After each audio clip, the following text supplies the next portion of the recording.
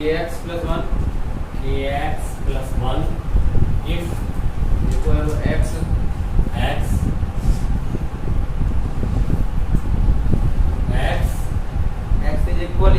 equally जो less than pi next और दूसरा cos x यदि x is greater than pi and द्वारा परिभाषित फलन x equal to pi पर संतत है k का मान ज्ञात कर लो संतत है k का मान तो k का मान ज्ञात करना। ध्यान दीजिए, दिया गया फलन बिंदु x बराबर पाई पर संतत है, तब हमें k का मान ज्ञात करना है। संतत से तात्पर्य है फलन की सीमा फलन के मान के बराबर होगी। तो यहाँ हम देख रहे हैं लेफ्ट सीमा है और इसमें राइट, और फलन का मान भी इसी के साथ है। तो value of the function of pi is equal to, कौन सी सीमा ली जाए? राइट, लेफ्ट तो उसी में है, तो राइट लिमिट पाई पर। कारण चूंकि f x इक्वल पाई पर संतत है, इससे इक्वेशन प्राप्त हो गया। Value of the function of pi कहाँ पर लगाएंगे? इस पर। क्या आ जाएगा? k pi plus 1 equal to, limit यहाँ लगेगी, limit x tends to pi, फलन है अपना cos x। सॉल्व करो तो ये तो चल ही रहा है आपका k pi plus 1 equal to, limit छोड़ दो, लिमिट छोड़ने पर ये क्या आएगा? cos पाई की वैल्यू क्या होती है? -1 होती है। लगाओ value, k pi plus 1 equal to -1। इसको भी इधर ट्रांसफर कर दो तो -2 हो जाएगा। तो k पाई इक्वल क्या हो गया? -2। पाई की वैल्यू क्या आ गई यहाँ से? k की वैल्यू क्या प्राप्त होती है? -2/पाई। यही फाइंड करो।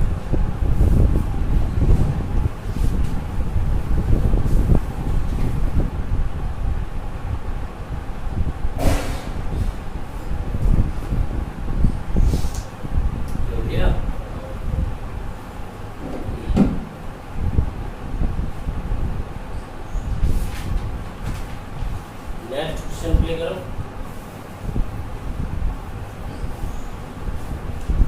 कितने फंक्शन है? दो। मैं तो ऊपर बैठ रहा हूँ, देखो रन दिए थे। क्या था? बोलो। fx equal हाँ, kx plus 1 kx plus 1 if x is equal or less than 5 3x minus 5 dx minus 5 if x greater than 5 x equal 5 पर संतत है। हाँ द्वारा परिभाषित फलन x equal 5 पर k का मान ज्ञात करना।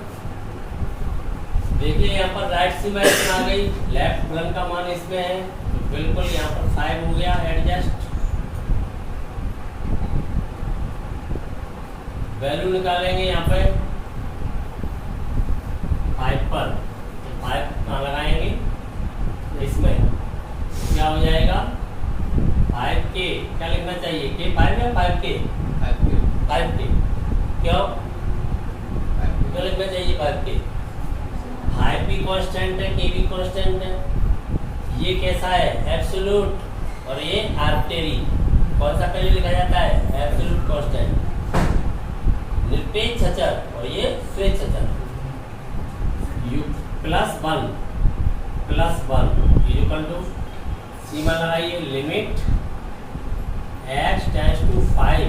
कौन सी सीमा है? राइट, 5 प्लस fx का मान डालिए 3x minus 5 implies 5k plus 1 equal to, limit छोड़ दो, कितना हो जाएगा ये? -5। 5k 15 में से 5 ले तो कितने? ये किधर से और कम हो जाएगा तो कितने रह गए? k की वैल्यू क्या आ गई? 9.5। That's all.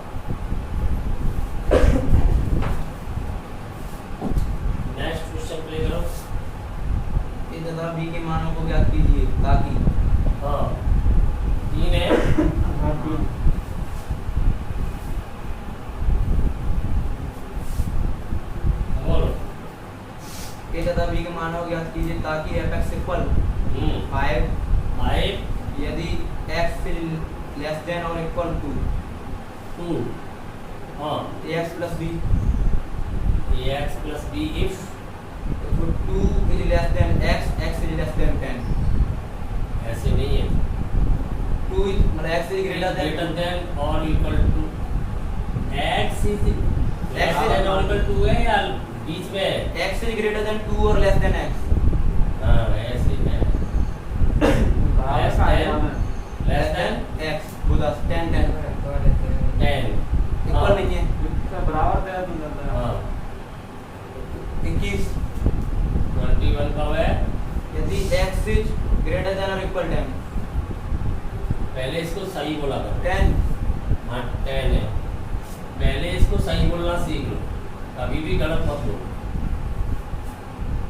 x छोटा अथवा बराबर है 2 से यहाँ x से ही शुरू करेंगे बोलना ऐसे मत बोलो कि 2 से बड़ा है कि 2 छोटा है x से क्योंकि हम 2 के बारे में बात नहीं कर रहे हम x का पता लगा रहे हैं कि x की वैल्यू कहाँ से कहाँ तक प्राप्त हो रही है तब फलन इस नियम का पालन करता है तो x से ही बढ़ा जाता है हमेशा x बड़ा है 2 से परंतु छोटा है 10 से इसको पढ़ा जाए x बड़ा अथवा बराबर है 10 से ये पढ़ो ठीक है और क्या दिया है द्वारा परिभाषित फलन एक संतत फलन है f संतत है ये कैसा फलन है संतत फलन है तब तो a तथा b के मान a और b का मान हमें फाइंड करना है जब किसी फलन को संतत फलन कह दिया जाए तो इसका मतलब जानते हो क्या होता है अर्थात कोई भी पॉइंट ऑफ डिसकंटिन्यूटी नहीं होगा संतत का कोई भी बिंदु नहीं होगा अपने प्रांत के प्रत्येक बिंदु पर संतत होगा तो हम देख रहे हैं कि 2 से नीचे भी फलन चल रहा है 10 से ऊपर भी फलन चल रहा है 2 पर भी है 10 पर भी है और उनके बीच में भी चल रहा है तो पूरा रियल नंबर इसका प्रांत है यहाँ पर निर्दिष्ट बिंदु 2 और 10 दो बिंदु हमें प्राप्त हो रहे हैं तो 2 पर भी होगा सतत 10 पर भी होगा सतत जब पूरे प्रांत में ही सतत है तो प्रांत में ही 2 और 10 भी है तो 2 पर भी होगा सतत 10 पर भी होगा सतत तो हम एक इक्वेशन तो 2 से प्राप्त करेंगे और एक इक्वेशन 10 से प्राप्त करेंगे दो इक्वेशन आ जाएंगे दोनों को सॉल्व करके दोनों की का मान ज्ञात कर देंगे क्योंकि सतत फलन है इसलिए वो पूरे प्रांत में सतत है तो प्रांत में ही 2 है और प्रांत में ही 10 है तो 2 पर भी सतत होगा 10 पर भी सतत होगा दोनों पर वैल्यू फाइंड करेंगे left hand limit right hand limit और वैल्यू ऑफ द फंक्शन तीनों इक्वल होंगे तो यहाँ इस बात को लिखेंगे क्योंकि फलन f अपने संपूर्ण प्रांत में संतत है अपने संपूर्ण प्रांत में संतत है संतत फलन तभी होता है जब वो अपने संपूर्ण प्रांत में सतत होता है प्रांत में संतत है इसलिए बिंदु x बराबर 2 व 10 पर भी संतत होगा नहीं होगा क्योंकि ये बिंदु भी तो उसके प्रांत में ही है एम्प्लाइज 2 पर फलन का मान और 2 पर फलन की लेफ्ट सीमा तो दोनों इसमें आ गए और 2 पर फलन की राइट सीमा इसमें चली गई तो या तो फलन का मान राइट सीमा से इक्वेशन बनेगा या लेफ्ट सीमा और राइट सीमा से बनेगा तो हमें फलन का मान तो देखिए यहाँ पर फलन की 2 पर राइट सीमा इक्वल टू फलन का 2 पर मान ये बात होनी चाहिए तथा दूसरी बात ये भी होना चाहिए 10 पर संतत है तो 10 पर फलन का मान और 10 पर फलन की राइट सीमा तो एक ही बार की दोनों तो 10 पर फलन का मान लिख लो या राइट सीमा लिख लो किसके बराबर होनी चाहिए लेफ्ट के तो यहाँ पर लिखना चाहिए आपको कि 10 पे फलन की लेफ्ट सीमा बराबर फलन के मान के बराबर अभी दोनों इक्वेशन निकालो तो राइट सीमा का क्या सिंबल होता है x tends to 2 upper plus fx 2 plus 0 कौन से में आ गए यहाँ पर फलन लगाओ ax plus b is equal to value of the function of 2 तो है ही 5 अच्छा अचर फलन है। एक इक्वेशन तो ये मिला, दूसरा साथ ही चलने दो। तो फलन की कौन सी सीमा है, लेफ्ट कौन से में मिलेगी, इसी में, इसी में है 10 से छोटा।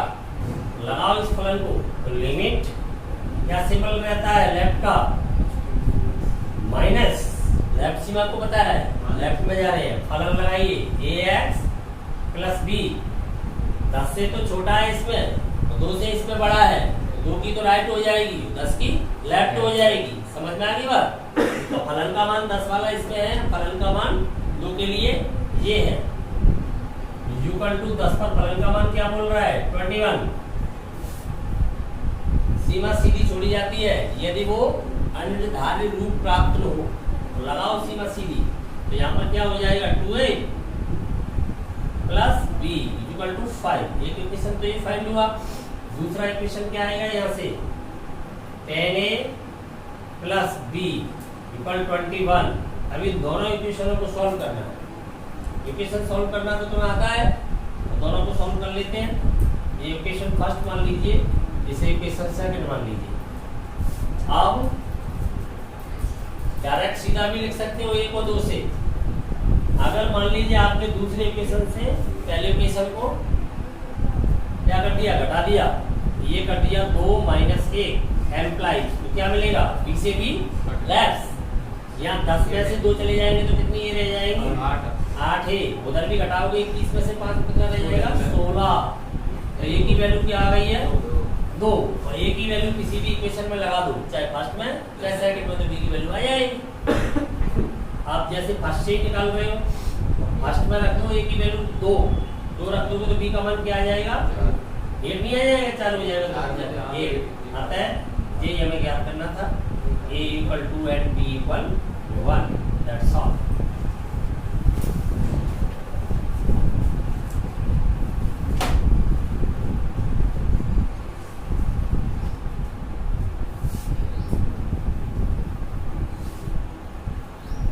अगला क्वेश्चन प्ले करो 31 प्ले करो। दर्शाइए कि fx equal cos fx equal cos x square, ये की फलन है cos x square, x square कोष्ठक के अंदर उससे कोई फर्क नहीं पड़ता है। हाँ, द्वारा परिभाषित फलन एक संतत फलन है, एक संतत फलन।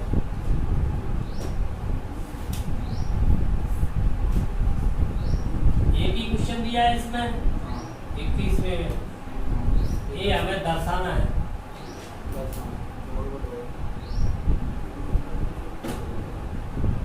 कैसे दर्शाएं इस बात को? किसी फलन को संतत दर्शाने के लिए या संतत व्यक्त करने के लिए हमें उसकी सीमा का मान क्या करना पड़ता है, फलन के मान के बराबर। अब यहाँ पर कोई बिंदु तो दिया नहीं है, तो कहाँ पर देखेंगे, पूरे प्रांत में देखेंगे। तो पूरे प्रांत में देखने के लिए क्या मानते हैं अपन, स्वेच्छ अचर, क्या मानेंगे, स्वेच्छ अचर लॉक कराएंगे, तो इसका डोमेन पूरा है। लेकिन हम इसे गुणधर्म के आधार पर सीधा लिख सकते हैं, क्योंकि ये कैसा फलन है, संयुक्त फलन है। कैसा फलन है, संयुक्त फलन।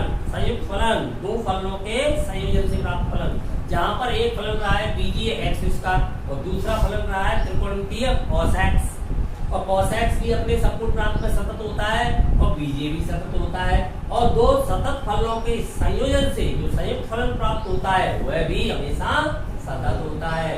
इसलिए हमें सीधा लिख देना चाहिए, हम लिख देते हैं, दोनों को अलग अलग संयोजन दिखा देते हैं कि इस संयुक्त फलन है, इस बात को यहाँ पर शो कर देते हैं। तो देखो ये दो फलनों के संयोजन से प्राप्त फलन है।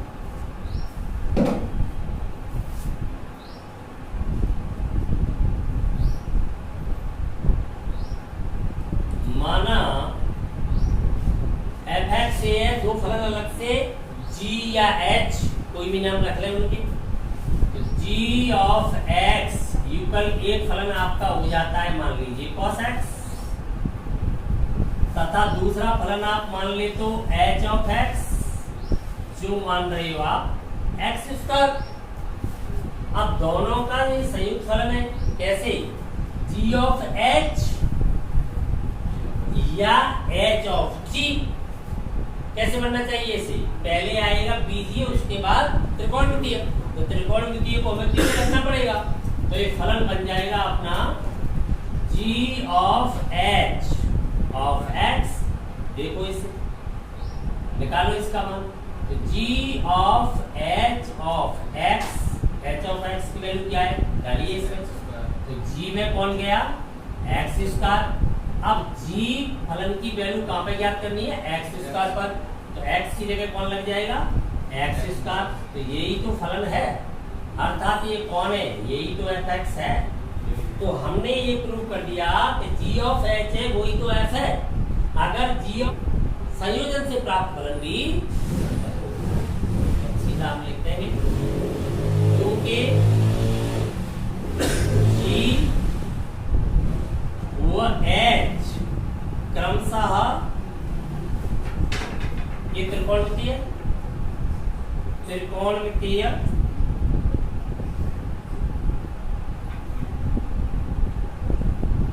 त्रिकोणमितीय फलन कौन सा वाला? cos x।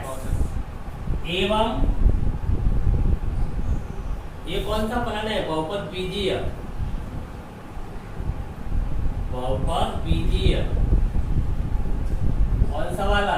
ये त्रिकोणमिति में cos x, ये बहुपद बीजीय फलन है, इसलिए संतत होंगे। उन्हें दो सतत फलनों के संयोजन से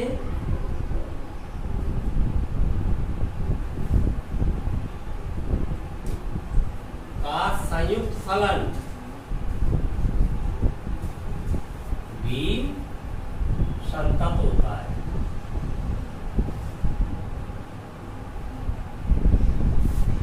अतः दिया गया फलन एक संतत फलन है।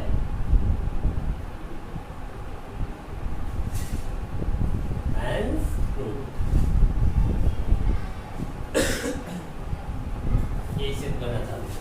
समझ में आ गया? ये दो फलनों का संयुक्त फलन है और दोनों ही फलन सतत फलन है, तब सीधा गुणधर्म से लिख दिया जाता है कि दो सतत फलनों का संयुक्त फलन सदैव एक सतत फलन होता है।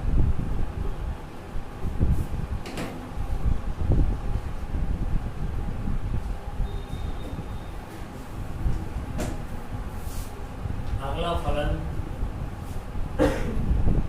करो fx equal mod cos x।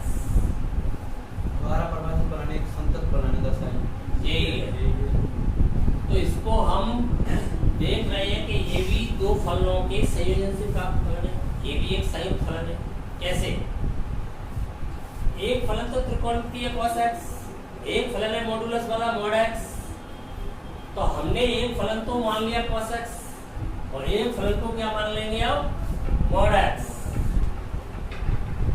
अब हमें शो करना है कि fx है वो g और h का संयोजन है। तो ये देखिए g ऑफ h करना चाहिए कि h ऑफ g करना चाहिए? तो mod बाद में यूज हुआ है, पहले cos होना चाहिए। तो फिर किसको आगे रखना पड़ेगा? g को। तो ये फलन क्या होना चाहिए? अब बताओ क्या होना चाहिए? h ऑफ g, h और g का संयोजन होना चाहिए। देखो h of g of x, g of x की वैल्यू डालो इसमें, क्या है? cos x। तो h ऑफ cos x। अब h के अंदर x के स्थान पर क्या रखना है? cos x। तो क्या प्राप्त होगा? mod of cos x। ये कौन सा फलन है? f। तो हमने क्या प्रूव कर दिया है? अभी ये प्रूव कर दिया है कि h और g दो फलन है, जिसमें से एक त्रिकोणमिति cos x है और दूसरा मॉडुलस है, और दोनों का संयुक्त फलन है f। अगर ये दोनों सतत है तो अनिवार्यतः f भी सतत सिद्ध हो जाएगा। ये दोनों सतत क्यों है?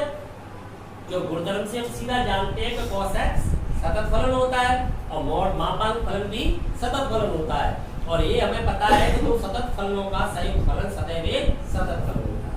तो इसलिए हमें लिख देना चाहिए कि G व H सतत फलन है, इसलिए इनका संयुक्त फलन भी सतत होगा।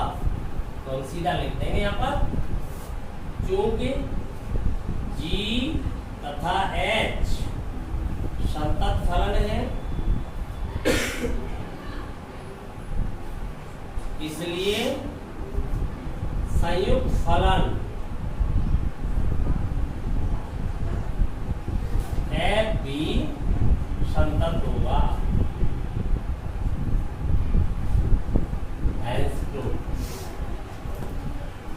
समझ में आ गया? कोई परेशानी तो नहीं है?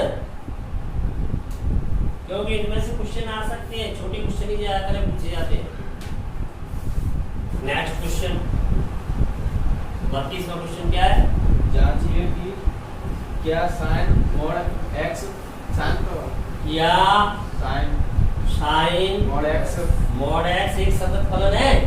33 एक संतत फलन है। वो कहीं 32 हो जाए 33 नंबरिंग गलत हो गई है।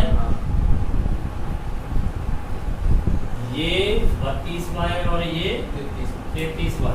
देखिए ये भी तो संयुक्त फलन है, यहाँ पर एक मापांक फलन है और एक साइन है, तो अलग अलग मान लीजिए। माना अब यहाँ तो फलन का नाम दिया नहीं तुम्हें, एफ नहीं दिया, नहीं जी एच, तो भले ही चाहे तो एफ यूज कर सकते हो। तो माना f x equal sine x एवं g of x equal mod x. तब अब हमें फॉग बनाना चाहिए कि गॉग बनाना चाहिए? अपना या मॉड पहले काम करेगा कि साइन?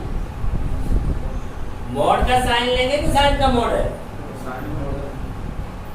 मॉड का साइन। तो पहले आगे फलन कौन सा रखना चाहिए? मॉड वाला। तो मॉड वाला कौन सा माना हुआ है तुमने? जी। तो जी आगे रखना चाहिए। तो क्या लिखना चाहिए तुम्हें? ये लिखना चाहिए एफ ऑफ जी। तो f of g of x. अब जी ऑफ एक्स की वैल्यू क्या है? Mod x. वो वैल्यू कहाँ डालनी पड़ेगी? एफ में। और एफ क्या करता है? साइन। तो किसका साइन करेगा? अब वो मॉड एक्स का। अब जो फलन है वो दिया गया, यही तो फलन है। तो हमने क्या बता दिया कि जो फॉग है वही है साइन मॉड एक्स। अगर फॉग सतत हो गया तो साइन एक्स सतत हो जाएगा। फॉग क्यों सतत है? क्योंकि एफ भी सतत है और जी भी सतत है, तो संयुक्त फलन सतत होता है। एफ क्यों सतत है? क्योंकि त्रिकोणमिति फलन साइन एक्स है और मापांक वाला फलन है वो सतत होता ही है, और संयुक्त फलन सतत हो जाएगा। चूंकि साइन एक्स एवं मॉड एक्स संतत फलन है। ये फलन हमेशा संतत होते हैं। मॉडुलस वाला है, साइन और कॉस है, लॉग वाला अपने प्रांत में है, बहुपद बीजीय है, संतत फलन है। इसलिए इनका संयुक्त फलन भी संतत होगा। संयुक्त फलन साइन ऑफ मॉड एक्स भी संतत है।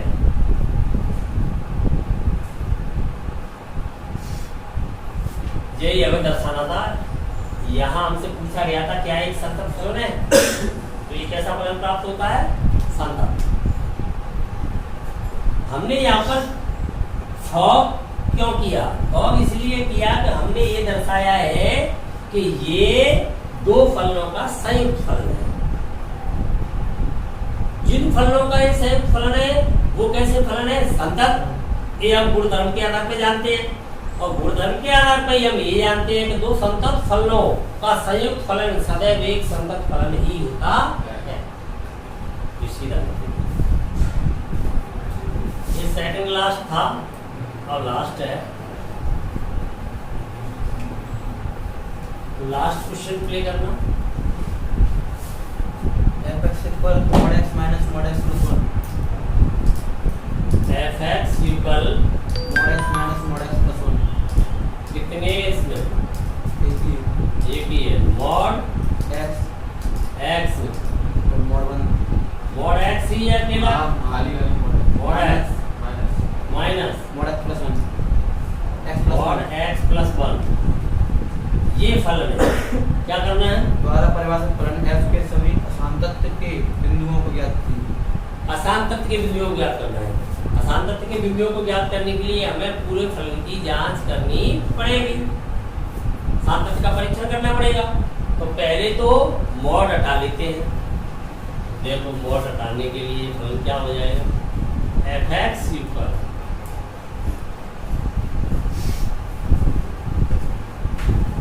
इंडिकेट पॉइंट देखो पहले मॉड के अंदर जो कुछ भी लिखा है उसको 0 के बराबर रख दो।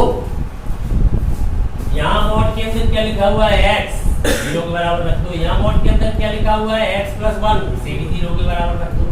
तो यहाँ से तो x का मान सीधा 0 मिल ही रहा है और यहाँ से x का मान क्या मिल जाएगा? -1। तो दो निर्दिष्ट बिंदु प्राप्त हो गए 0 और -1। इन्हें संख्या रेखा पे डाल के देखो। तो पहले -1 लेफ्ट में आएगा कि 0 आएगा लेफ्ट में? -1 0 कहाँ आएगा? इधर। तो एक पार्ट तो ये हो गया परीक्षण के लिए, एक पार्ट 0 से ऊपर हो गया और एक पार्ट हो गया इनके बीच में और ये खुद। तो अशांत तत्व के बिंदु अगर होंगे तो -1 और 0 ही हो सकते हैं, दूसरी जगह नहीं मिल सकते। तो इनकी जांच हमें कर लेनी चाहिए -1 और 0 के अशांत तत्व के बिंदु है कि नहीं। तो अब यहाँ पर -1 लगा के देख रहा हूँ पहले -1 से नीचे जा करके -1 से नीचे चलेंगे। तो -1 से नीचे जाएंगे तो नेगेटिव इसके अंदर जाएगा तो ये कैसा ओपन होना चाहिए? नेगेटिव। तो नेगेटिव ओपन होना चाहिए तो ये क्या ओपन होगा? -x। -1 से नीचे लगा रहे हैं तो संख्यात्मक मान तो बढ़ चुका है, 1 से ज्यादा हो चुका है। तो इसके अंदर भी कैसा बचना चाहिए? माइनस। और ये मॉड हटा हुआ तो फिर कैसा ओपन होना चाहिए? माइनस। तो -1 पहले से वहां पर तो क्या हो जाएगा? प्लस। तो प्लस हो जाएगा और क्या बचेगा आगे? x plus 1। x से x क्या हो गया? लेफ्ट। क्या रह जाएगा? 1। अगर आप -1 से छोटी वैल्यू कोई भी यहाँ पर लगाओगे फलन में तो हमेशा आपको इस फलन का मान क्या प्राप्त होगा? 1। -1 से छोटी कोई भी वैल्यू इसमें डालोगे, सॉल्व करके लाओगे तो हमेशा क्या आया करेगा? 1। तो यहाँ पर 1 वैल्यू कब आ रही है फलन की? जब आपने इसमें x इज लेस देन क्या डाल रखा है? -1। अब -1 को खुद लगाइए। -1 को लगाओगे तो ये तो नेगेटिव ही है, लेकिन यहाँ पर क्या हो जाएगा? 0। तो पॉजिटिव खुलने लगेगा। तो जब आप x यूकल -1 लगाओगे तब ये नेगेटिव ही रहेगा, पर ये पॉजिटिव हो गया है तो इसका माइनस बना रहेगा। पॉजिटिव हो गया ना तो इसका माइनस बना रहेगा, ये ऐसे खुलेगा, ये माइनस बना रहेगा। तो अब माइनस के कितने हो जाएंगे? ये 2x और माइनस का क्या हो जाएगा? 1। इतना प्राप्त होगा। अब -1 से तो ऊपर है परंतु 0 से नीचे है नेगेटिव ही। इसके बीच में वैल्यू रखोगे तब तक क्या होगा? इसमें तो माइनस ही डलेगा तो ये तो -x ही खुलेगा, पर संख्यात्मक मान -1 से छोटा हो जाएगा तो यहाँ पर प्लस का बचने लगेगा। तो 1 प्लस का है, -1 से संख्यात्मक मान रह जाएगा तो किसका बचने लगेगा? प्लस का। तो प्लस का बचेगा तो इसके अंदर फिर ये कैसा खुलेगा बताओ? ऐसा ही खुलेगा तब तक, बिल्कुल सेम यही खुलता रहेगा। तो ये कहाँ तक चलता रहेगा? जब तक x -1 से बड़ा है या बराबर है परंतु 0 से छोटा है। अब 0 भी लगा के देखते हैं 0 पर क्या हुआ। अगर मैंने 0 यहाँ पर लगा दिया तो ये तो प्लस हो जाएगा। अभी माइनस खुल रहा था, 0 पर जाते ही 0 प्लस में सबमिट हो जाता है तो ये क्या खुल जाएगा? 0 लगाते ही x खुल जाएगा।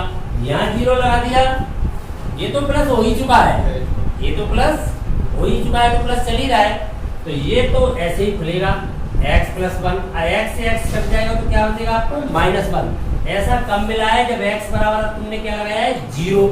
अब तुम 0 से ऊपर भी जा रहे हो, ऊपर भी फलन है तुम्हारा पूरा रियल नंबर है, क्योंकि 0 से ऊपर भी फलन जाएगा रियल नंबर में, पूरे में परीक्षण करते हैं। तो जैसे 0 से ऊपर जाओगे तो ये तो प्लस हो चुका है तो वो प्लस चल ही रहा है, -1 से ऊपर ही प्लस हो गया है तो दोनों ही प्लस खुल जाएंगे। तो अर्थात ये स्थिति आ जाएगी तो ये कहाँ चलेगा, जब x इज ग्रेटर देन और इक्वल 0। तो यहाँ पर हमने देखा कि जब -1 से छोटी कोई भी संख्या फलन में लगाई जाएगी तो फलन का मान 1 आएगा। लगा के देख लो, -1 से छोटी बहुत संख्या है तुम्हारे पास, यहाँ लगा के और हल करके देख लो। मैं पहले से बता दूंगा कि आपका उत्तर है वो -1 आएगा, 1 आएगा। जैसे तुमने 0 से छोटी -7 लगा दी, लगाओ -7 का मोड बोलोगे तो +7 हो जाएगा। -7 यहाँ लगा दोगे तो 6 बचेगा, माइनस का प्लस का ही हो जाएगा, 7 में 6 घटा दो 1 आ गया। ये कोई भी लगा, क्यों हमें प्राप्त हो चुका है यहाँ से कि x का मान अगर -1 से छोटा रखा जाएगा तो क्या आएगा, हमेशा 1 आएगा। ठीक, सब मानों के लिए कोई भी लगाते रहो। अब हम देख रहे हैं कि -1 लगाएंगे तो क्या हो जाएगा, -1 लगाएंगे तो इसके अंदर 0 बन जाएगा, माइनस का रहेगा और इसके अंदर 0 बन जाएगा। तो 0 प्लस की तरह खुलेगा तो ये माइनस खुलेगा और ये प्लस खुलेगा तो ये माइनस बनी रहेगी और एक कैसा खुल रहा है अभी माइनस। तो कौन सी स्थिति आ जाएगी, ये तो फलन इसमें लगाओ मान या उसमें लगाओ, एक ही बात है। अब हम -1 से क्या रखेंगे, बड़ा और 0 से छोटा, तब तक यही आता रहेगा। परंतु यदि हम 0 लगा देते हैं या 0 से बड़ा लगाते हैं तो ये तो प्लस हो ही गया है -1 से ऊपर, तो ये भी प्लस हो जाएगा। तो फिर मोड ऐसे कैसे हट जाएगी, तब क्या प्राप्त होगा, -1। यानी आप 0 अथवा 0 से बड़ा मान इसमें डालोगे तो आपको हमेशा -1 ही मिलेगा। जैसे तुमने 5 लगा दिया, लगाने की जरूरत क्या है, -1 आएगा, 5 लगाओगे तो ये तो 5 ही हो जाएगा, ये 6 हो जाएगा, घटाओगे तो क्या हो जाएगा। तो फलन को लिख लीजिए, फलन का मान 1 प्राप्त होता है कब, यदि x इज लेस देन -1। फलन का मान प्राप्त होता है -2x -1 कब, यदि x इज ग्रेटर देन और इक्वल -1 बट लेस देन 0। फलन का मान -1 प्राप्त होता है कब, यदि x इज ग्रेटर देन और इक्वल 0। अब इस फलन को आसानी से किया जा सकता है। तो पहले हम कहाँ देखेंगे, निर्दिष्ट बिंदुओं पर, उसके बाद प्रांत के बाकी बिंदुओं पर सामर्थ्य को शो करेंगे केवल, क्योंकि हमें पता है कि आगे अचर फलन है, x से नीचे यहाँ पर 0 से ऊपर भी अचर फलन है और इसके मध्य में कैसा फलन है, बीजीय। और अचर फलन और बीजीय फलन, अचर फलन और बीजीय फलन हमेशा कैसे होते हैं, सतत। लिख दीजिए, value of the function of -1 निकालो, कौन सा फलन चूज करेगा -1 पर, बराबर से ये वाला -1 इसके बराबर है x यहाँ पर, तो इसमें लगाएंगे वैल्यू -1, तो लगाओ इसमें -1, तो -2 इंटू -1 क्या आ गया, हल करके देखो, -1 बराबर वाले में लगाएंगे और बराबर वाला फलन ये है तो -2x की जगह -1 लगा दिया तो ये हो गया प्लस का 2 और 2 में से 1 दिया तो क्या बचा, 1 आ गया मान। अब क्या देखना चाहिए हमें, फलन की राइट सीमा तो इसी में है, -1 से बड़ा इसी में हो रहा है, तो पहले कौन सी देख लेनी चाहिए, लेफ्ट। हो सकता है मैं राइट नहीं देखनी पड़े, तो अब लेफ्ट सीमा देख लेता हूँ। तो -1 पे लेफ्ट सीमा, limit x tends to -1 minus क्या है, अचर फलन, तो 1 पे सीमा लगाओगे तो 1, आप तो देखनी पड़ेगी राइट, बराबर आ रहा है। तो फलन की 1 पर हम कौन सी सीमा देखें, -1 पर right, limit x tends to -1 plus लगाइए फलन -2x -1, तो -2 इंटू -1 -1 इक्वल 1, तीनों ही बराबर आ गए। तो लिख दीजिए, value of the function of -1 equal left limit -1 equal right limit -1, तीनों की वैल्यू इक्वल आ रही है, निश्चित और वास्तविक आ रही है। इससे हम कह सकते हैं कि x बराबर -1 पर फलन कैसा है, संतत है। तो ये तो असंतत का बिंदु है नहीं। अब हमारे पास निर्दिष्ट बिंदु एक और बचता है, वो बिंदु कौन सा बचता है, 0। यदि असंतत का बिंदु होगा तो 0 हो सकता है और 0 भी नहीं हुआ मिलेगा ही कोई भी बिंदु। तो अब 0 के लिए काम करते हैं, फंक्शन ऑफ 0।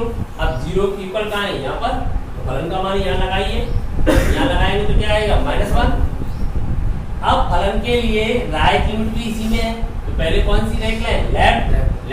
लेफ्ट कहाँ है? यहाँ पर। तो फलन की लेफ्ट लिमिट देखिए, -1 -0 0 पर देख रहे हो, 0 -0 0 -0 equal limit x tends to 0 minus, तब फलन कौन सा लगेगा?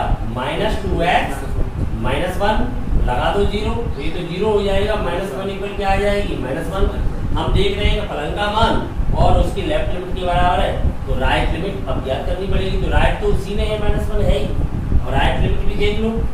तो राइट लिमिट देखे हुए तो limit x tends to 0 plus, अब फलन का मान क्या है? -1, अचर फलन है, यही आ जाएगा -1। तीनों की वैल्यू कैसी आ गई है? बराबर, चूंकि value of the function of 0 equal left limit equal right limit, तो तीनों जब बराबर हो गई हैं तो निश्चित और वास्तविक इससे का क्या कहा जा सकता है कि x बराबर 0 पर फलन कैसा हो गया?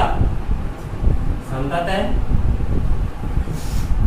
अब 0 पर भी संतत है और -1 पर भी संतत है, तो आगे हमें सीधा लिख देना चाहिए कि जब x इज लेस देन -1, अचर फलन, जब x इज ग्रेटर देन और इक्वल -1 बट लेस देन 0, अथवा कहना चाहिए x belongs to close interval -1 and open interval 0, तब कैसा फलन है? बीजीय फलन है, बहुपद बीजीय। तथा जब x इज ग्रेटर देन और इक्वल 0, तब फलन कैसा है? अचर, जो सतत हो। सीधा कह दीजिए पुनः x is less than 0, x belongs to -1 to 0 एवं x is greater than 0, तब फलन अचर और यहाँ बीजीय एवं अचर, अचर है इसलिए संतत है। अब कोई भी बिंदु ऐसा प्राप्त नहीं हुआ है कि जहां पर फलन असत्य हो जाए, तो हमें क्या लिखना पड़ेगा? अतः असातत्य का कोई भी बिंदु प्राप्त नहीं होता। तो सीधा बना कर देंगे और लिख देंगे अतः असातत्य का कोई भी बिंदु प्राप्त नहीं होता।